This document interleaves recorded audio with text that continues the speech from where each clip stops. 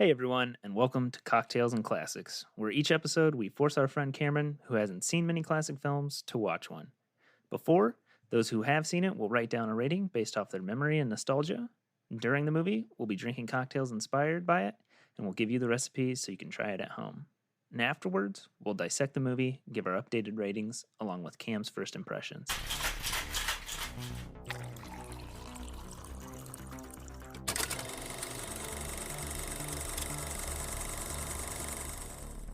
So I'm Dylan, and joining me today are Cameron, Hey. Ben, Hello. Carlos, How's it going? and Zach. Hey, guys. This week we are watching 12 Angry Men, the 1957 film starring Henry Fonda, Lee J. Cobb, Ed Begley, and directed by Sidney Lumet. Cameron, what do you know about the film going in? So this is the first for me. I almost know nothing about this movie, like actually zero. The only thing I know is I think it all takes place in the same room, but other than that, I don't know anything going in. Yeah, this is going to be the oldest film that we have done. By quite a bit. Yeah. So this is our first legit classic, I feel like. The other ones are classics, obviously, but this is like black and Old white. school. We're lucky they have sound, you know? Lucky they had Henry Fonda. Yeah, is that Jane Fonda's husband? That is her father. Oh, damn. Yeah. Jesus, this movie's old. Holy shit. 1957. I don't know if Jane Fonda, I don't know how old she is, but if it was her husband in 1957, they were married as I forgot about toddlers. the year difference there. So you said you don't know much about the film going in. What do you expect? You said you knew there was one room. Do you know anything else? Well, I know it's about jurors, and I assume there's a divide amongst the jurors on how to vote for the verdict. So that's my assumption. And I assume we're going to see some angry dudes, 12 of them. approximately. So Cam doesn't know much. He's kind of Anything. fresh, and this is. I think that'll be great for like your first impression is literally your first impressions. Like you don't know anything, you haven't seen a trailer. It'll be great. So to kick this thing off and get everybody in the right mood, I'm going to pass it over to Ben, our makeshift bartender for this week, and he's going to give us this week's inspired cocktail. Hey guys, so this week's inspired cocktail is a Tom Collins. We opted to go with a classic cocktail for an old school movie. What you're going to need is 2 ounces of gin, 1 ounce of lemon juice, a half ounce of simple syrup. You're going to go ahead and pour those into a cocktail glass, throw in some ice, top with club soda, stir it up, throw in a lemon wedge or maybe a cherry to garnish it. Don't forget to check out the recipe in the show notes below if you can't remember. Yeah, this is a classic cocktail. This is my first time actually trying it, and I think this is going to be my go-to bar drink now. It's smoothed down. It's a nice summer cocktail. I love it. So I actually thought I hated gin. Like, I always thought it just tasted like pine needles and that any drink I had with it in was not good. But this drink actually changed my mind on that. It actually is quite refreshing, as other people have said, and actually sweet, which I haven't had a gin drink like this before, so very good. Be the perfect cocktail to sit in my apartment until next year under quarantine. It's a real summer drink. Sit in your apartment with the window open. Crack get the nice windows. summer breeze. If you haven't seen the movie 12 Angry Men, sit back, sip on this week's cocktail, the Tom Collins, and enjoy the show. Just a note, there will be spoilers from here on out. If you have seen the movie, go ahead and continue on for our post-movie discussion.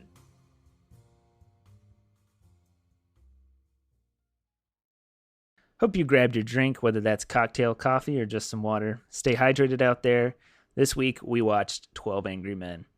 12 Angry Men came out in 1957. It was directed by Sidney Lumet, starring Henry Fonda, Lee J. Cobb, Martin Balsam. It is just a great film. It's on the IMDb Top 250. It is number 5 on there currently with a 8.9 out of 10. It is a highly regarded film as one of the best of all time. To briefly recap the plot, 12 Angry Men is a movie about a jury of 12 men. They are angry. They are housed in the room. They're up for deliberation, and one lone juror holds out against the others. and pleads the case for a 18-year-old boy who is on trial for murdering his father. So Cameron, what's your initial reaction of the film? I actually really loved this movie. It was really good.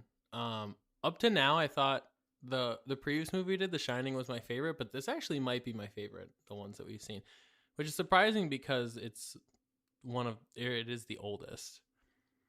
My initial reaction is, I'm sure we'll talk about this later, but many of the themes of this movie, some of the things that people say, are just so relevant to today. It's actually astonishing to me. I was really shocked how much this applied to what could be said of today. Like the themes you can take from this movie, you could just literally make a movie today and it would be just as applicable. Were there things that did or did not surprise you, Cameron? I think I touched on this before, but the main things that surprised me is how relevant this movie would still be today. Like someone was saying before we started recording, and I agree that like I think most people should actually see this movie. Most Americans should see this movie. It covers things that are, in our society that are still relevant today. It covers civic duty. It covers many things that I think people would benefit from, which was really surprising to me as a movie that is now, 63 years old. People are finding it relevant all across the world. This movie's been remade in so many different languages and so many different settings. There's a Japanese version, there's a Russian version, a German version. People are really resonating with this all across the world. Yeah, I will say too, I think the big thing with this movie is the fact that you have to seek it out to want to see it. Because a lot of the times, if it's a movie that's forced on you, you're not really going to get the grasp of it. But if it's a movie you seek out, it is super relevant to a lot. I mean, I think that's part of what constitute this movie being a classic, is that it really is timeless, and in any age from 1957 to now, you can watch this movie and draw upon it ideas and concepts that really resonate with what the day-to-day life is. Just to give you guys a little throwback to history of what was going on in 1957 when this came out, Jailhouse Rock by Elvis Presley was released. And dating back so far that our Detroit Lions actually won the NFL championship that year. That's how old this movie is. Why did you have to bring up our Detroit Lions? Hey, a good Detroit Lions Pain fact. in my voice. Those don't happen that I often. thought we were gonna have a good time here, and then you had to bring them up, and now That was the last one, actually. You got to soak it in. Revel in the but times. why did you say that? That makes it worse. It wasn't even called the Super Bowl. It's just a championship. Are there any questions that remain about the film, Cameron? No. All right, sounds good. Got it all I wrapped didn't it really up. know. Like I thought it was a self-explanatory plot. I mean, the main thing which I think is actually brilliant that they do is they don't actually tell you whether or not he did it. So they don't actually ever tell you whether or not he for sure killed his father or not at the end of the movie, which I think is great because it's up to your interpretation whether or not he did or didn't do it. But that's the only open question that I would have, but I think it's good that they left that as a question rather than a statement. I was going to say, I think anyone who ever is going to serve on a jury, or anyone who's, registered to sign up for a jury, needs to see this movie to realize what the phrase beyond a reasonable doubt is. I think they do such a good job of, is it possible that he did it? Yes. Is it proven beyond a reasonable doubt that he did it? No. And I think that's such a good spot of this movie, is showing that, that one juror kind of showing that, no, they're really, this person did this. Yes. This lady saw this, but she wasn't wearing glasses. Do I know she wasn't wearing her glasses? No. Is there reasonable doubt that she wasn't? Yes. And that falls on, I think he says it the best, where the burden of proof lies in the prosecution, not the defendant. I think this movie does a good job of explaining the innocent until proven guilty. And I think that's just part of what makes this movie such a film that everyone should see regardless of the time period. Yeah, I was gonna say I think it should go farther than people who are serving on jurors, like you said at the end there. I think it shows, like you said, the innocent until proven guilty that's enshrined in the Constitution, and enshrined in our law system. Beyond that, too, I think it shows just how much that can be twisted by your circumstances. So in the film, this kid is poor. He comes from a poor background. He doesn't have a great home life coming up. And because of that, he gets assigned a defender, a public defender, which in our Constitution and in our laws, again, your right is to a public defender or a defense. However, it does not say that your defender has to be good. So it's really showing, and again, this is why I'm so astonished that it was in 1957, is that if you don't have money,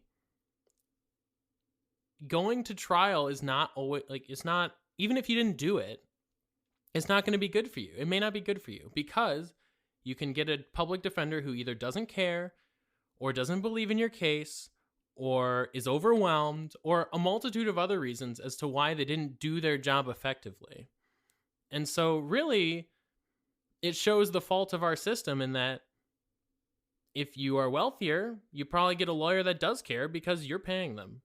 And if you don't, then it's kind of a crapshoot. And you can end up like this.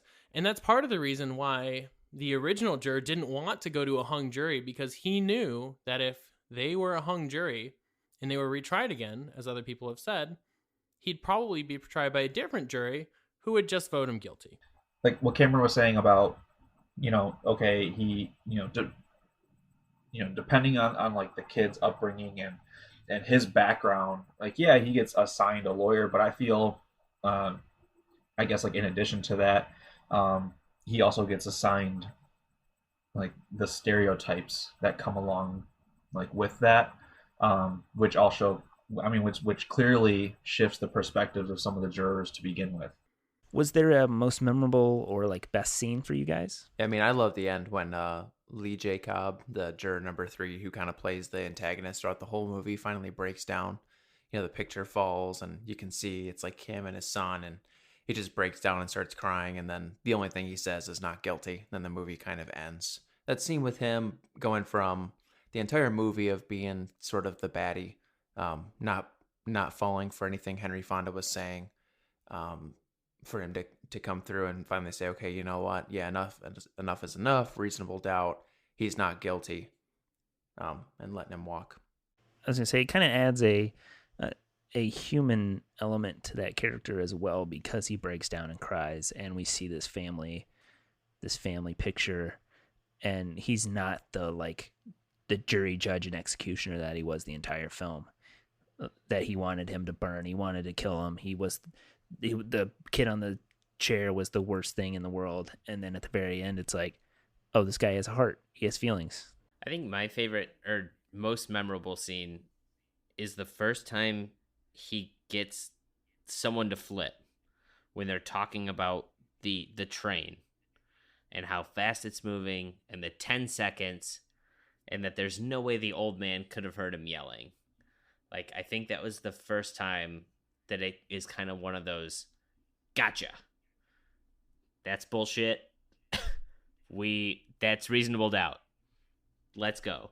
And then they take another vote and they get one more vote. And it's just kind of that first kind of slow wheel turn that makes you think like, oh shit, maybe he's onto something. Yeah, in a similar... It's the start of the avalanche. Yeah, the dominoes falling. In a similar vein, I think one of my favorite scenes from that, basically he pulls out, like, they're like, oh, this knife, look at it. It's so unique. There's no knife that exists like this. And he just pulls out one that looks almost identical to it. And all the jury, like, kind of just, like, erupts and is like, what is this? How did you find this? He's like, yeah, I just went into the neighborhood and found a shop nearby and bought a knife, and it looked exactly identical. And yeah, just like him slamming it on the table and to everybody's bewilderment was an awesome scene. Another, like you said, like a gotcha type of scene. Not only is buying a switchblade illegal, I feel like it's illegal to like go to the neighborhood where the kid is from. Yeah, you can't do that anymore. Yeah, that's interesting. I thought about that of the like jury either interference or tampering or well, so I don't know. That's an interesting question. Is it illegal? Because I know it's illegal for like the defense or the prosecution to like unduly influence the jury. But is it illegal for the juror to go to the place where it was committed and like Yeah, I'm pretty walk sure around and because buy you're not stuff? supposed to have any sort Is of it? Okay. bias going into it. Was there a most quotable line or a memorable quote from the film? I like the guy threatening to beat the shit out of that like the guy, the juror number 3, the guy that just like threatened to basically kick his ass. But if he not kept just talking him. to He the, threatened elderly guy every like that. other character. Like, no matter what would happen, he was like, hey, you don't talk like that, or I'll kick your ass. Big Whoop, want to fight about it?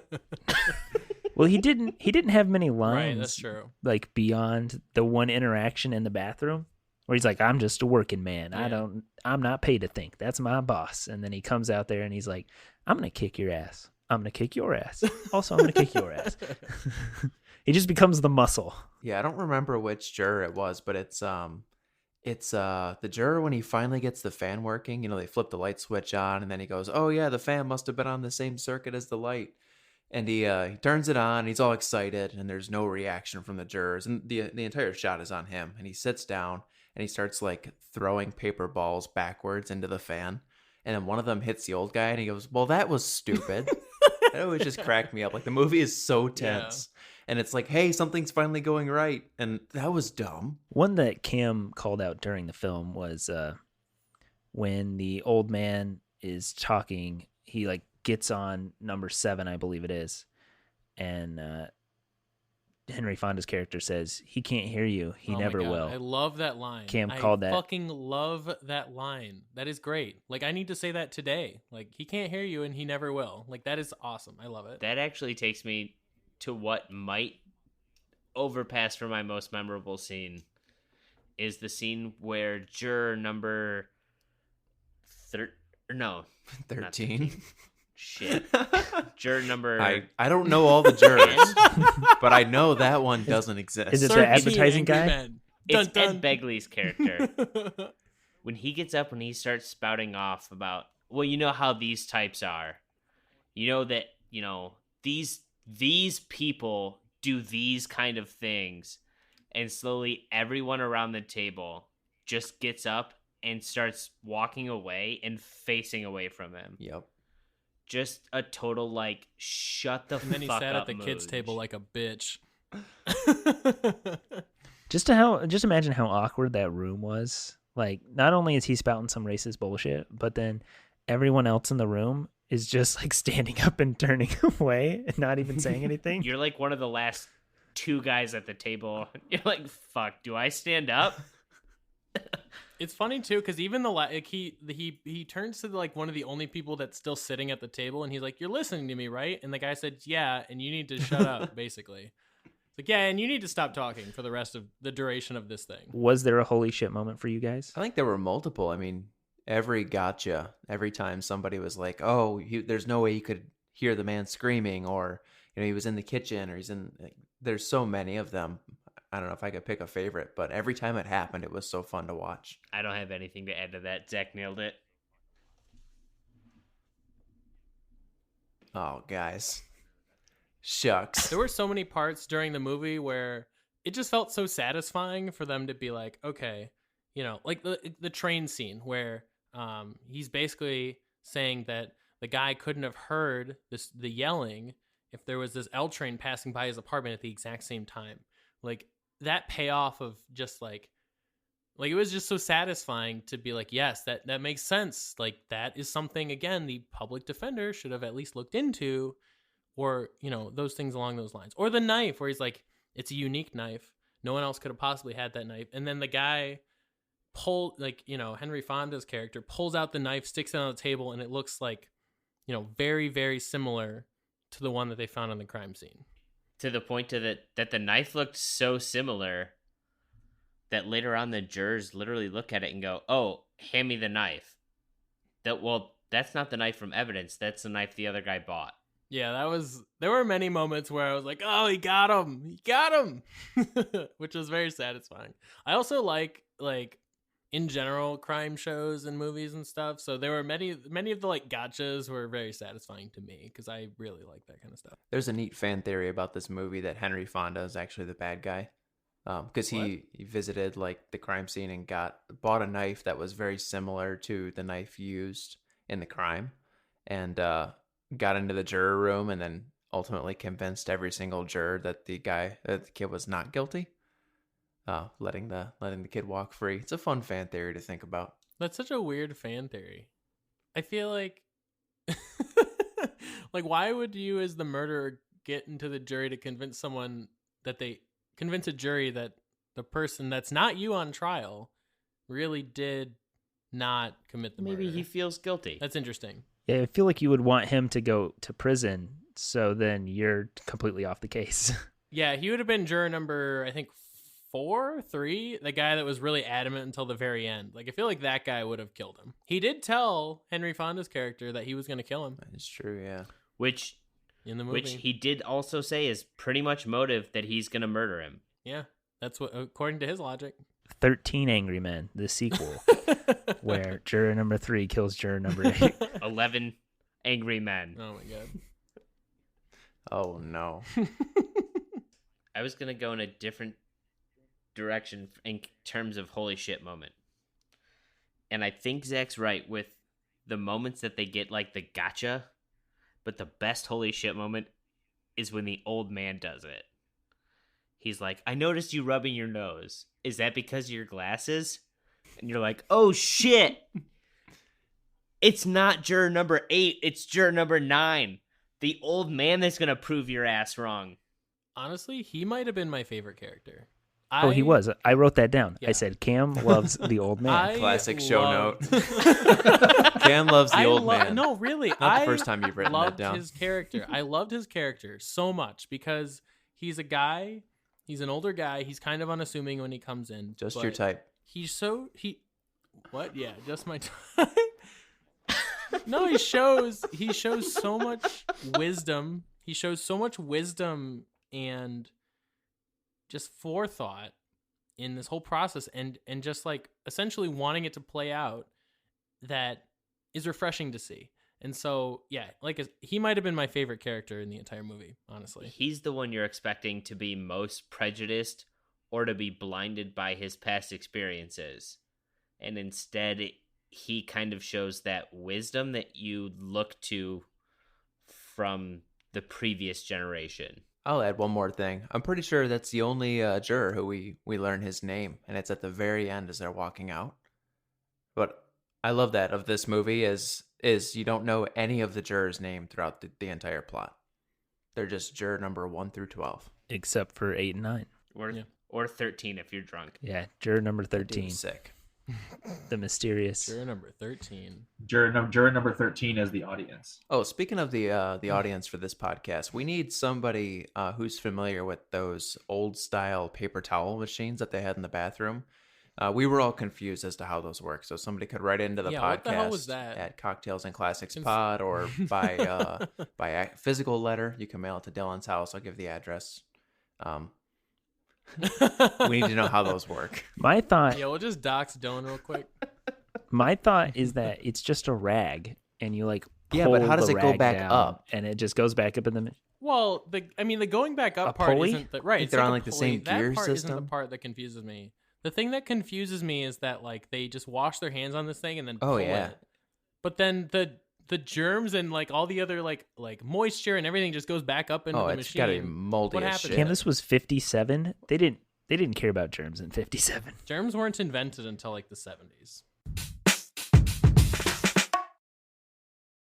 So this week's sponsor is Anchor. Have you guys heard about Anchor?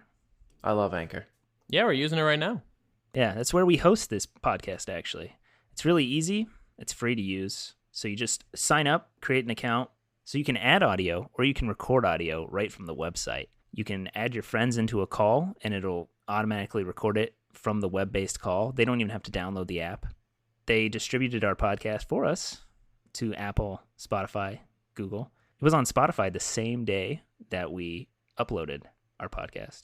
Yeah, it makes it really easy. It makes it so that we can just focus on the recording and editing and all that stuff. And they make the publishing super straightforward. It's everything that you need in one place to make a podcast. So if you're interested, download the free Anchor app or go to anchor.fm today to get started. A little bit of a tradition around here is Zach will take over and give us a little quiz. So, Zach, take it away.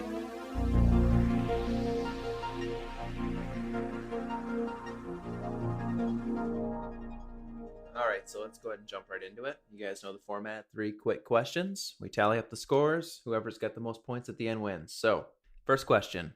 How many days did it take to film 12 Angry Men? Was it A, 19 days, B, 29 days, or C, 39 days? I'm going to go 19 days. I feel like that's kind of short, but it's also one location.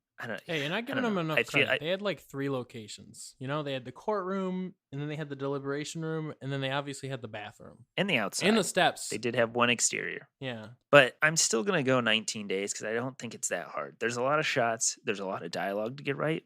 But they came in with a shot list, I feel like, and they know we're going from an A to a B, and then we're going to get coverage. Boom.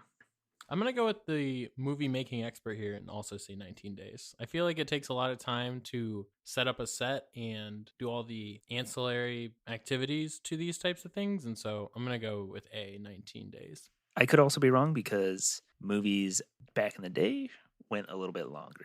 Yeah, but they didn't have to go anywhere. After Whiplash, now everything wants to shoot in like 12 days. How long did Whiplash take to shoot? 14 days. Oh my God, really? That's the game show where they run across the water obstacle course, right? Yeah. Yes, not the Damien Chazelle movie about drumming. Zach's always good at tricking me with these. I don't think it's 39 days. I'm going to say 29. I'm going to say B. All right, I'm going to go C, just because, yeah, kind of like what Dylan was saying, movies back then did take a little bit longer, so maybe they obviously had to work in the shots possibly afterwards, and I'll say 39. All right, thank you, sir. It was a blazing fast filming. It was 19 days. Start to finish, all of the camera work took place in 19 days. So, Ben, I told you to trust me, the champion of Dylan, trivia. the film expert, got it correct. Cameron, the bandwagoner, also got it correct. They are tied at 1 point apiece. All right, speaking of the one room that the movie takes place almost entirely in, how much of the movie does not take place in said room? Is it A, 1 minute, B, 3 minutes, or C, 5 minutes? I'm going to say C, 5 minutes. There's the scene in the bathroom, there's the scene in the courtroom, and then there's the scene outside. I believe that will tally up to 5 minutes. I really hope so. I agree. I feel like the courtroom plus the bathroom plus the outside on both ends. The outside was shown in the beginning, I think, too, a little bit. I'm going to also say 5 minutes. I am going to say 3 minutes. Mistake. 1. I need to catch up here. 2, I think that they're going to consider the bathroom also part of that room. 3 minutes. Wait, what is considered part of the room? He's thinking the bathroom is going to be considered part of the main room, and I do not think so. Clarification, is the bathroom part of that room? I'm talking about just the 16-foot by 20-foot juror room with the table and the 12 chairs.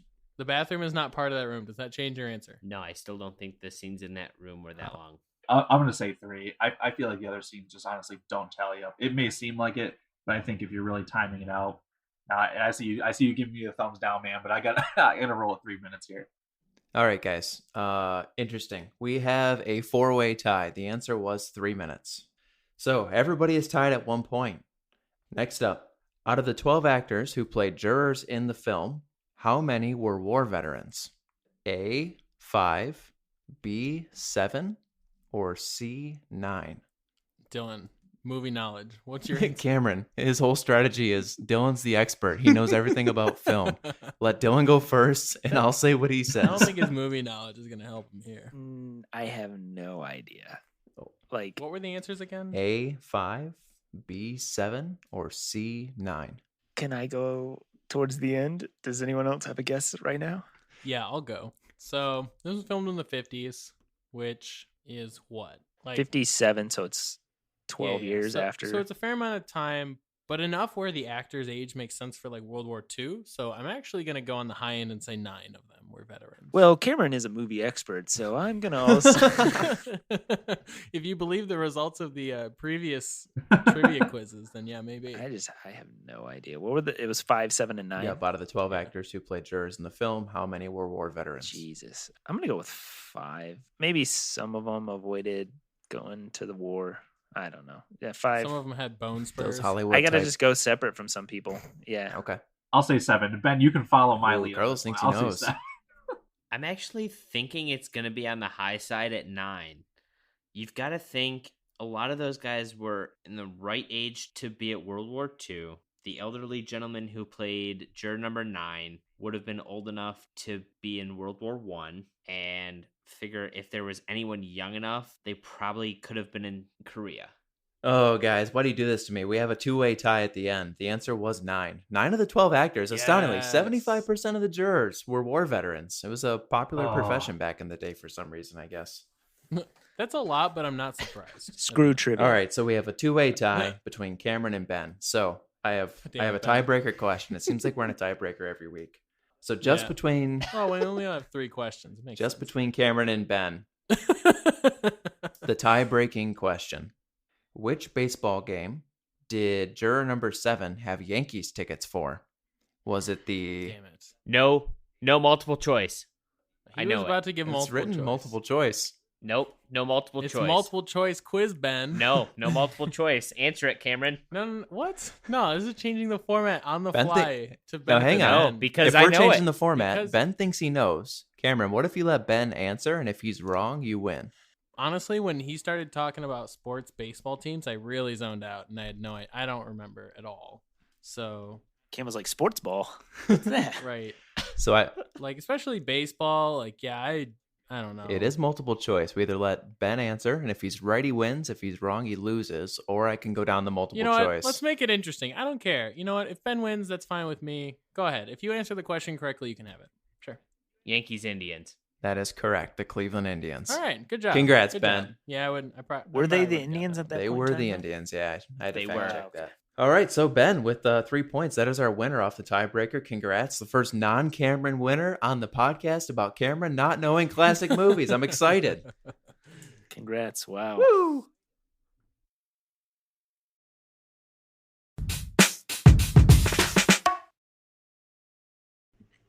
I scoured the wonderful world of the Internet Movie Database for some negative reviews of 12 Angry Men. They did not like this movie at all. Review number 1 from Matthew Deemer on, Deemer? yes, Deemer, from Okay. June 9th, 2010. Solid. He gave it a 1 out of 10, titled Terrible. Myself and some friends watched this movie after seeing all the reviews on IMDb. The film was so bad that I had to join IMDb to tell everyone what I think. Okay, there was some good dialogue in the movie, but it was slow, dull, highly predictable, repetitive, cheap, and quite frustrating. It had been the cheapest movie ever made, just 12 guys in one room for the entire 90 minutes, often going 2 minutes or so without any words being spoken. I think that's bullshit. I think that's wrong. Yeah, that's just like wrong. My girlfriend even predicted half of the things that were about to be said. How poor must a film be if you can do that?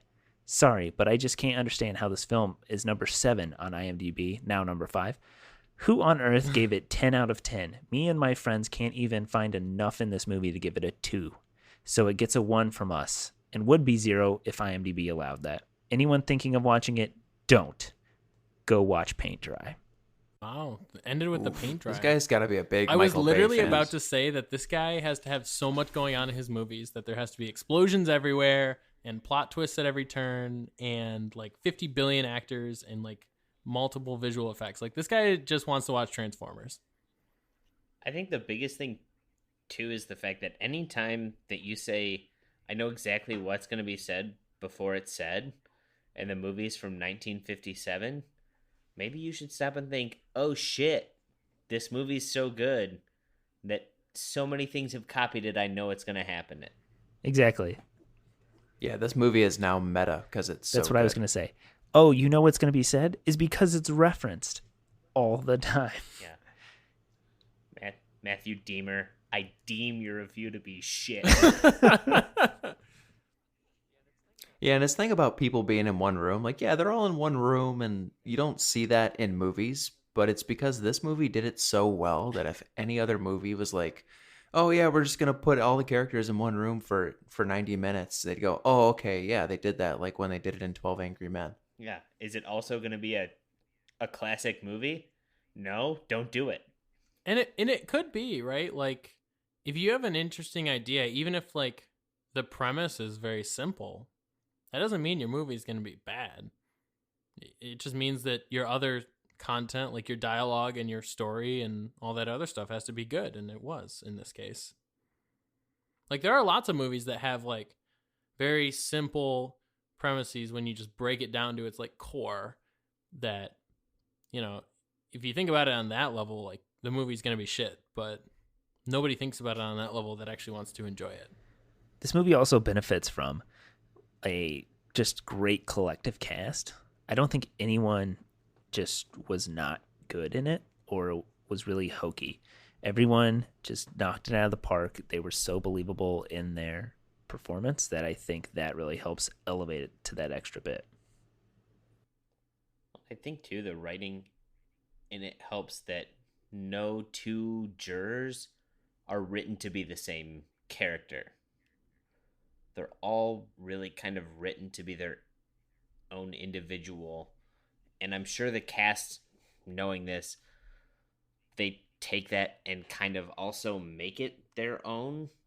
But the fact that, you know, you don't have two jurors that are basically the same people from jump helps a lot in terms of creating that interesting ambiance in the movie. If the aim too is to also like reflect, like, I guess, all perspectives of society going into one location, to decide the fate of an individual, that's also important in a plot like this. It doesn't need action. It just needs, it needs those perspectives to deliberate and to dialogue back and forth. So the second review I have found is also 1 out of 10. I've already said that. For my second review, titled Misleading, more like 8 upset men. Oh. From Marge_McClammy Hands. Is this guy really mad about the semantics of a movie title? Is that what we're about to hear? January 20th, Clammy 2020. Hands? Yes. Ooh. Oh my god, this is recent. From Marge McClammy Hands. Wait. Oh, okay. Yeah, wow. This is recent. What most people don't realize about the film is that there are actually only 11 men, and only 3 of them are visibly angry. Most of them are upset rather than angry. You can't even tell Heath Ledger is on the verge of crying for at least the first 3 hours of the film. Ledger? What? Wait.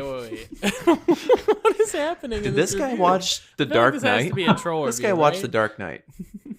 He watched. Yeah, I was like, No, Brokeback Mountain.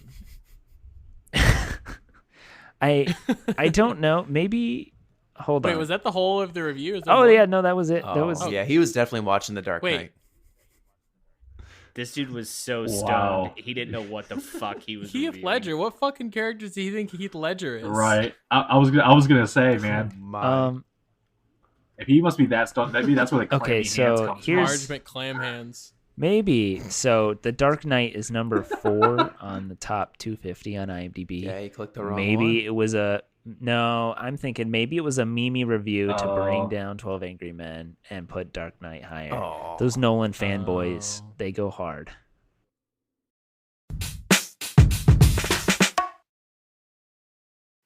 Today's episode is brought to you by Audible. How it works is every month members get 1 credit to pick any title, plus 2 Audible originals from a monthly selection. Audible has a free, easy-to-use app that allows you to download titles and listen offline at your convenience. Dylan and Ben, what are your experiences with Audible?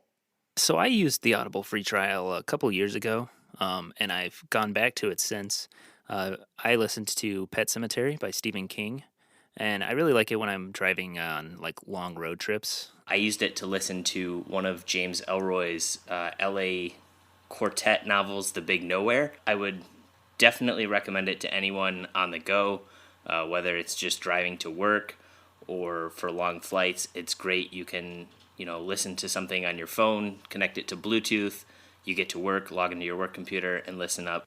To start your free 30-day trial, go to audibletrial.com/cocktailsandclassics, all lowercase. Again, that's audibletrial.com/cocktails, After your free trial is up, it'll cost $14.95 per month. However, there are no commitments, and if you can't decide what to listen to at that particular month, that's okay. You can always roll your credits over for up to a year. Is there any actor, living, dead, past, present, that you could see either in this film or if they were to remake it nowadays? Who would you swap? I thought of a couple of that kind of jumped off to me. For juror number 7, the man who is constantly complaining about not being able to make it to the baseball game, I pictured Ed O'Neill. Oh yeah. Oh, yeah, I could totally see that. Yeah. Married with Children. Yeah. Married with Children, Modern Family. He was the one coach in Little Giants, which if you're a 90s kid, that'll resonate. Only 90s kids will understand this. I don't know why, but I feel like Kevin James could also play him. Yeah, definitely. I don't know why, but one shot early in the movie, early on, Henry Fonda's character, juror number 8, looked really similar to Willem Dafoe. And I was like, man, he could definitely play juror 8 in a movie. Is it because you watched The Lighthouse and you were like, oh, black and white? Yes. Looks the same. It was not. But I am something of a juror myself. Given Willem Dafoe's age, though, do you think he could play the old guy? I think the old guy would be like Bruce Dern. Who? Bruce Dern, Laura Dern's dad. Okay. He was in... I understand the connection, but... okay. He was in... Laura Dern was in the first episode of Cocktails and Classics. She played the woman who Jeff Goldblum went "Rawr" at in the helicopter. Okay, have you seen... Who is Bruce Dern? Have you seen The Hateful Eight? Yes. He plays General Sandy Smithers in The Hateful Eight. He is in Nebraska, if you've seen Nebraska. Nope. Basically, nowadays, all he plays is like the senile old man because he's like literally old as dirt. What if you swapped Henry Fonda with George Clooney? I could see that. Yeah. That would He be kinda has interesting. that Maybe I'm just bravado. Right. And like a serious look, you know, like he never, like he wasn't, the character Henry Fonda was like, he was playing, like he always has this like serious look, but it's never like intimidating serious, you know what I mean? Like it's like, you want to listen to what he has to say type of look. I could see that. My other one for Henry Fonda's character is Bryan Cranston. Oh yeah, like Walter White, Bryan Cranston. Just because, well, because like you said, he kind of has like that control over the room. Like I'm talking later seasons, Breaking Bad, Bryan Cranston. But yeah, I think he'd be able to. I mean, especially like when he's like when Henry Fonda gets into like explaining like how he thinks things went down. I feel like Bryan Cranston would be very like charismatic in being able to do that. And I also think he could probably pit out a dress shirt as well as Henry Fonda did. Another one I could see was for juror number 3, I believe, who is kind of the last holdout. An actor I could see really nailing that part was Gary Oldman. Mm-hmm. Yeah. One person I could see as the advertising juror is definitely John Hamm, because similar to his character in Mad Men is John Hamm plays this very like confident type of advertising. No spoilers. Guy, executive. But underneath that, he is still human like anyone else and is still like able to make mistakes and things. And you kind of see in this movie and in Mad Men that both of them kind of turn to be very confident in their decision making and things to being like really unsure about their decision and like even like how they came to decisions and things like that. So I could see that too. The movie has 12 male people in the room, but I do think that it would be interesting to have that perspective in the room. But I'm trying to come up with people who would do that. I actually think the old person could have been played by someone like Judi Dench or someone like that. Like Meryl Streep, yes, like those people. I think that the old wisdom type role, I think would have been great. Who played Aunt Petunia in the Harry Potter movies? She could have been the big one. She could have been Just Journey the Number 3. hateable character. No, you could just get Yeah. like Dolores Umbridge as that person Oh my too. god. Right. She's too smirky. I don't want to What, see her. what again. about I feel bad for that actress. Her career is ruined. I never want to see her ever. what about Jessica Walters, who she plays the mom in Arrested Development, and she also voices Mallory Archer. Yes, in that's Archer. yep, that's her. Oh, You're But right. I can God. see her playing the bigoted character. Yeah, so well. I feel like for the lead actress, maybe going back on my Bruce Dern, Laura Dern, maybe for Henry Fonda's character, Charlize Theron, like those very powerful, like commanding female characters. Winona Ryder. I would say Jessica I Chastain. could actually see her doing it, but I would see Winona Ryder doing it in a more frantic way than. I mean, maybe that's just because of her character on Stranger Things, but I could see her doing it in more like, I don't know, because I think Winona, Henry I think Fonda's Winona Ryder would character be is more just- like the innocent one. Yeah, I would say The innocent Winona one. Ryder would be more of the juror number 2. I think like the one that was kind of like nerdy, oh, wimpy. yeah, I like could see that. she plays that character. because he's a kind of couple times, I flighty feel and like. stuff. I Yeah. could see that. Yeah. Wait a minute, guys. I've got it. Okay. Out of the park. Jane Fonda. Why didn't we think of that? Solid. How has no one mentioned that? I know I'm a genius.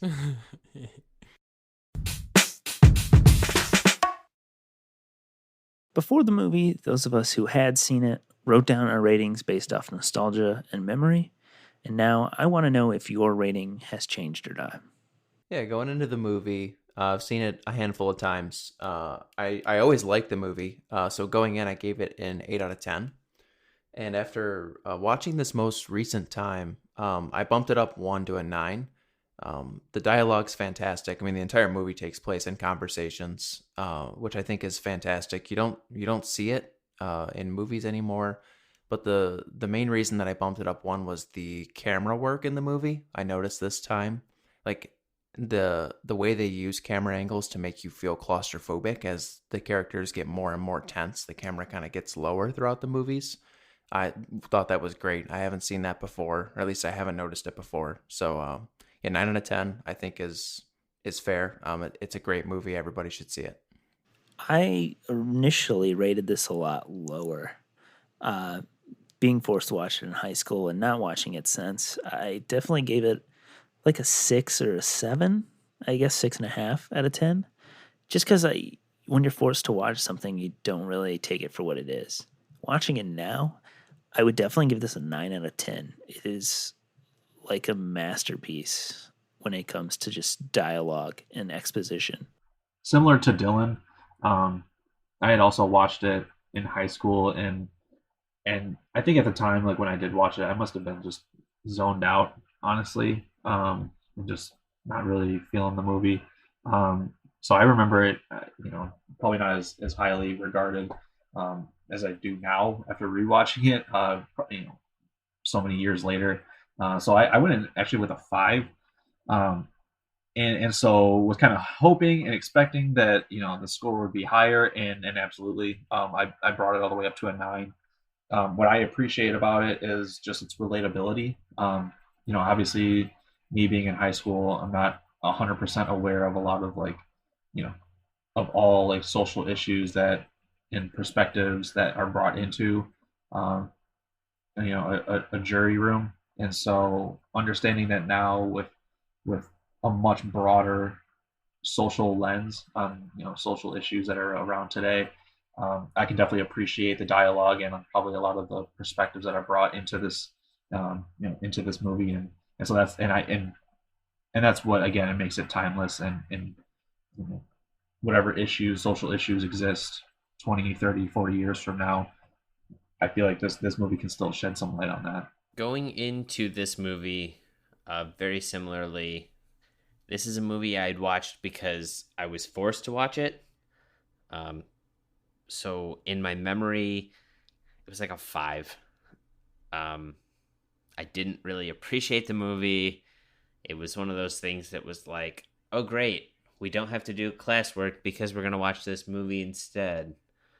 I think when you watch it because you want to watch it and it seems like a movie you want to go back and enjoy, um, I gave this movie a 10 after watching it. I think it really holds up today, and I think it's timeless. The fact that you could watch this at any era between the time it came out and now, and it still be relevant, and it still mean something, and it still be able to teach you something, is what really makes it a classic movie. I think with a few tweaks, and not even, it necessarily doesn't need them, but I think it could be as socially relevant, if not more so today than it was in 1957. I think it teaches an important lesson, all while being shot in one room. The dialogue's phenomenal. The acting is wonderful. I mean, overall, I think the movie itself was simplistic enough to be shot in one room and yet still be dynamic enough to have you walk out of it feeling like you've gotten a lot out of the movie. So after rewatching, I gave it a 10. This is a fantastic movie, and it deserves its spot in cinema history. That simplicity might also add to the timeless piece of it, is that there's no fancy frills, there's no CGI, there's none of that. It's discussion, it's human nature, and as Cameron said earlier, the issues that are prevalent in the film then are still prevalent today. Like every piece of this film can be applied to 2020, I feel like. Watching it, even though it's in black and white, it doesn't feel dated. There's no effects that you look at and go, dear God, those are cheesy. Those didn't hold up. It's 1957. I mean, maybe you could point at the fact that the fan is different then than it would be now.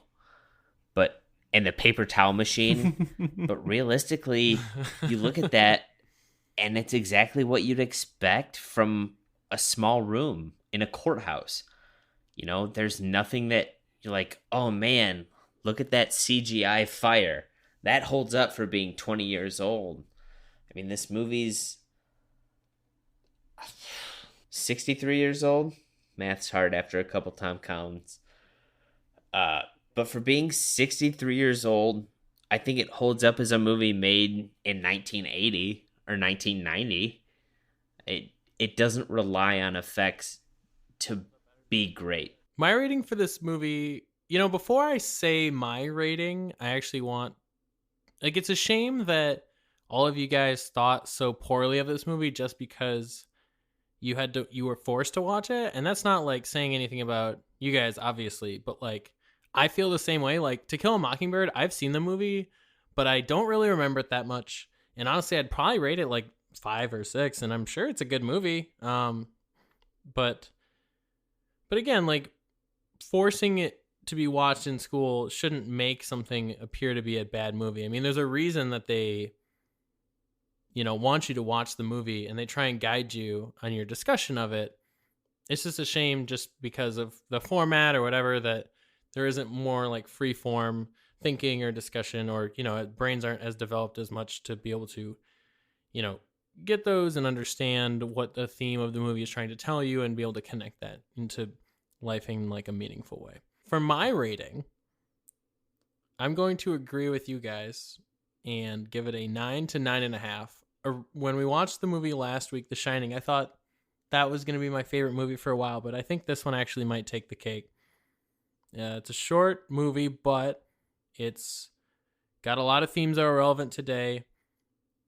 The conversation, the exposition, the dialogue still hold up today. It doesn't feel dated at all. There's many things where I was kind of excited to see where the conversation was going to go next. I was excited to see, who was going to flip to the other side next. It was a great movie, and similar to The Shining, I can't wait to watch it again. So I'm going to go 9.5. As of recording, it is available on Amazon Prime, and you could also look it up on justwatch.com. It gives you all your streaming options. Thanks, everyone, for listening. Don't forget to share us with your friends. Don't forget to rate and subscribe.